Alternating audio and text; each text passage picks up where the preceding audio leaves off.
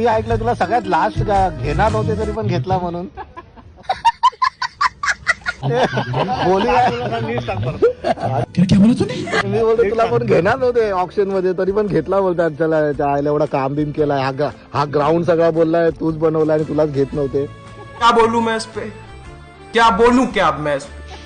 मला असं बोललेले, माझ्या मनात डाऊट होता काय मला घेणार नाही, मला पहिलाच माहिती होतं. हो भरायचं कशाला आपलं नाव इज्जत घालवायला. गजब बेइज्जती है.